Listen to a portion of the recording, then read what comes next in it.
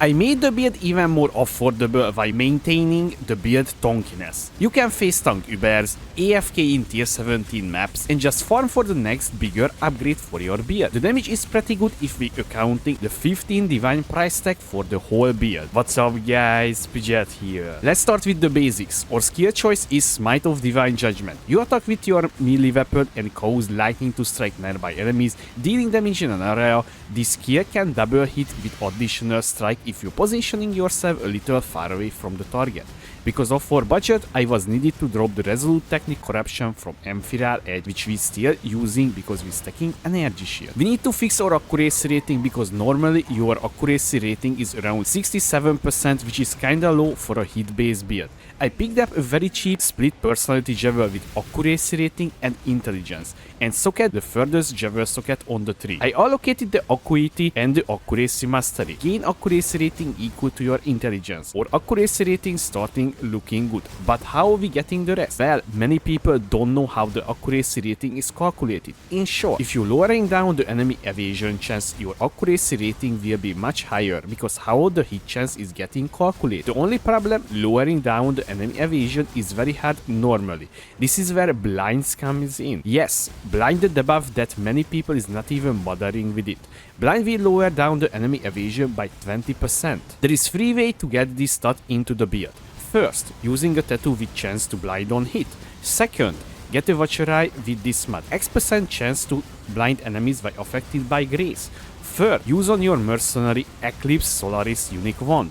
Doesn't matter which you will choose. This league everyone using Mercs with Doriani prototype for increase the overall damage if your build is lightning based. You need to lower down your Merc lightning resistance to benefit from this. We're doing the same, but sadly our budget very low, so we can't really afford any good minus lightning resistance rings.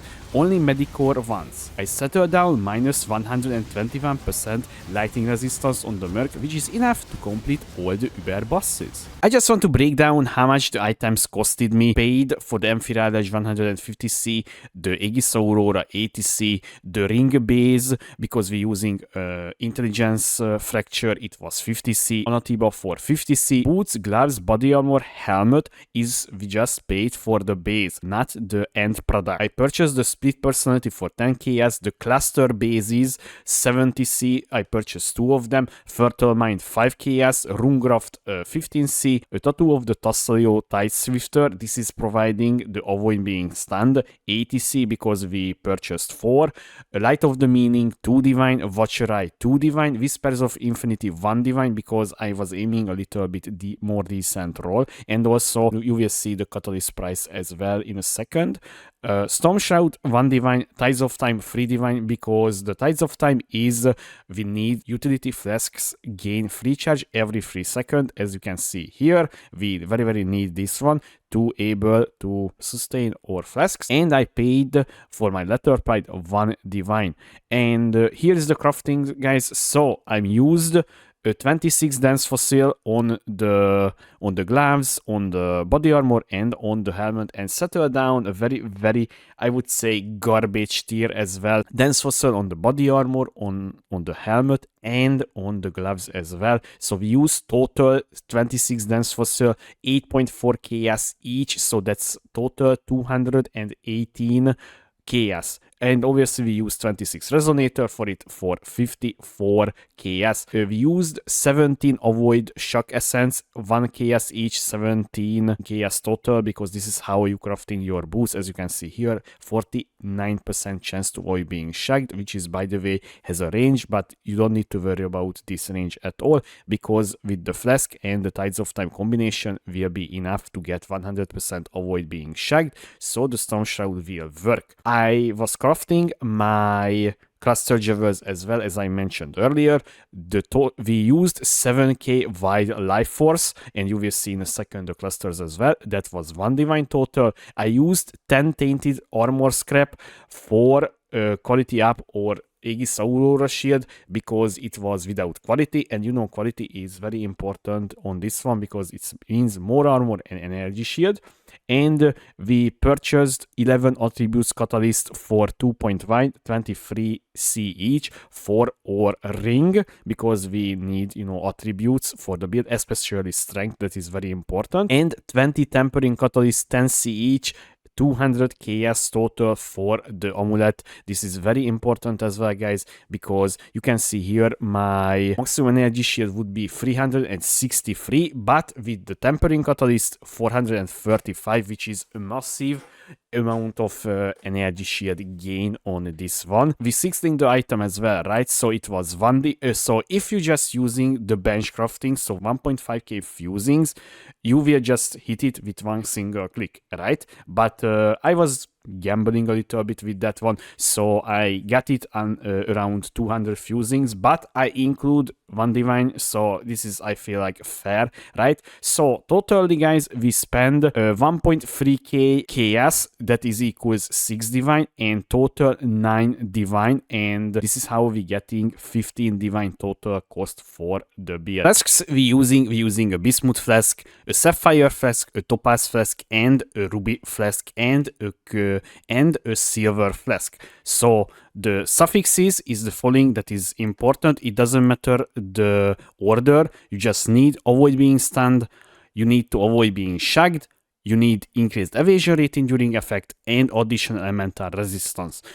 Although you need reduced charge use or increased charge recovery rate on your flasks, check your POB what mod will provide you the 100% uptime. Very, very important, guys. Do not neglect this one, otherwise your resistance will be very, very bad. And I'm using here gain free charge when you hit by an enemy, because this is helping on maps and also on boss fight to gain back charges on this flask, because this flask doesn't have 100% uptime otherwise, and also this is providing us increased or more. Now let's take a look on the passive tree, guys. So the passive tree is changed a little bit, because you noticing we not traveling here up here, because on the other variant we was using 3 cluster jewel. This variant is only using 2 cluster jewel, and the reason for it, because I was needed to allocate more stuff down there here, right? So this one and also this character is just only 92, not 98, just the other character. So let's break down what we're using. So let's start with the Fertile Mind. Once again, guys, this is just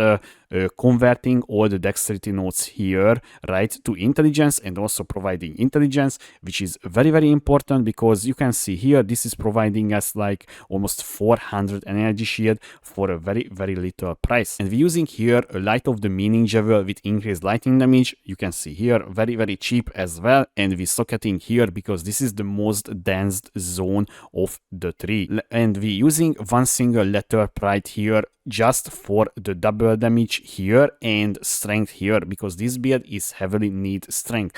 Although you can get on this one as well like double damage or strength, whatever you need for the build to function. We're using 2 cluster jewel as I mentioned, so we're using Martial Prowess, Drive the Destruction, and Fuel the Fight. I'm using here the same Fuel the Fight, Advanced Guard, and Martial Prowess. So guys, I was once again crafted with this one with Fortification Station. I did not purchase it. Okay, you can do that. You can also get much better than this. Okay, but also always check what is good for your build when you're rolling the jewels. And we using here a Storm Shroud Jewel. This is how we getting elemental ailments immunity. It's very simple, you don't need to worry about this. We're using here a Watcher Eye with Spellbook while affected by Discipline, and also I'm using here blind enemies which hit you while affected by Grace. It, by the way, guys, it was the same price tag as the Discipline variant, so honestly I was, you know what, we were getting blind in this way, not the other ways that I was saying earlier. And we're using here the Split Personality Jewel, 5 intelligence and 40 accuracy rating per allocated passive skill between this starting zone and your character starting zone. And you can see here this is why it's lit up with yellow like this, and even it tells you how much passive you allocated and how much stuff you're getting, which is very, very nice for literally a 5 KS or 10 KS price tag for this one.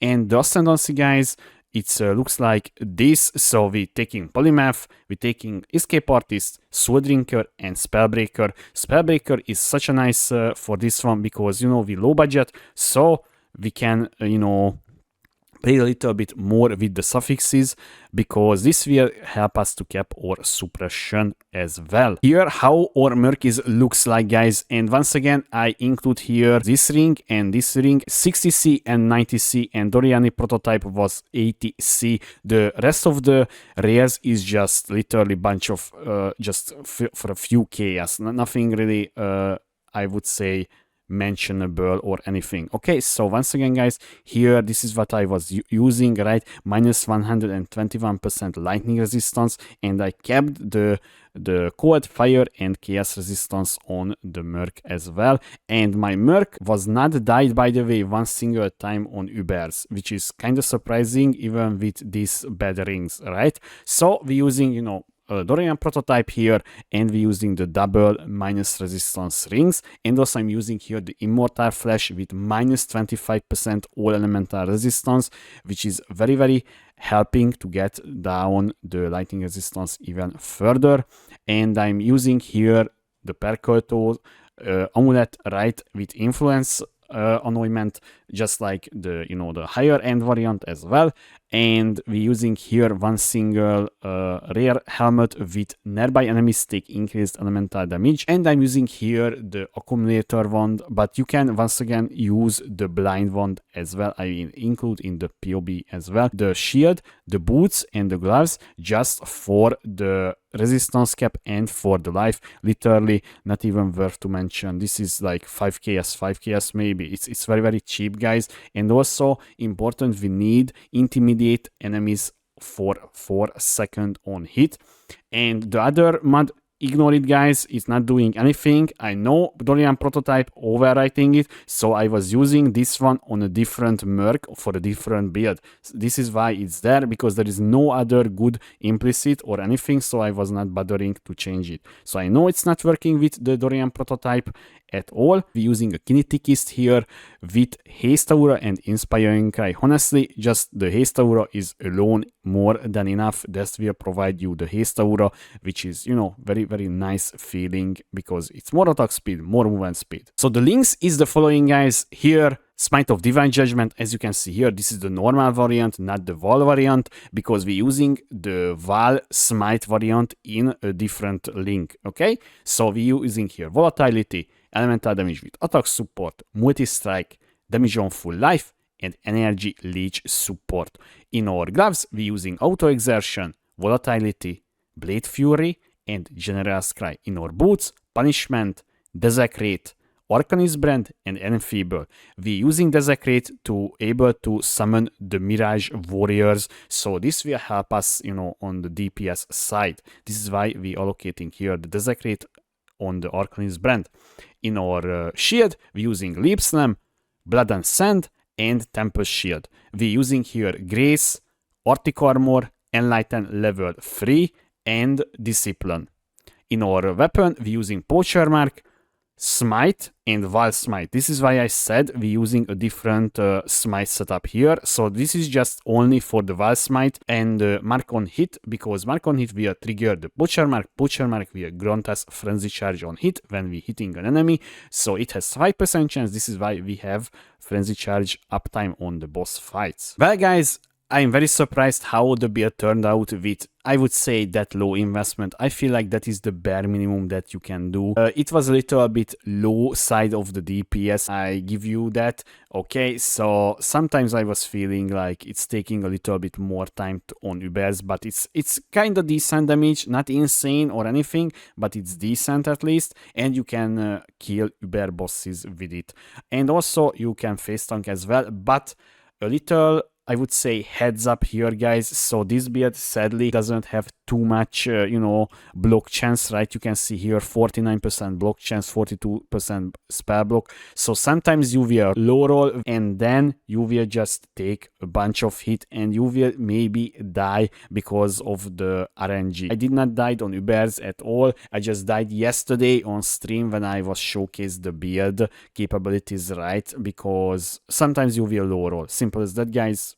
I can do anything about this. So yeah, guys, this was the heads up about this. So I hope you guys will have fun with this one, and also I hope you can, you know, opt for this one and just play, you know, one of the strongest build in the game right now on low budget, right? So if you have any question, guys, please leave a comment below, or you can find me on twitch.tv/Pidget2. Thanks for watching. I was Pidget. See you next time.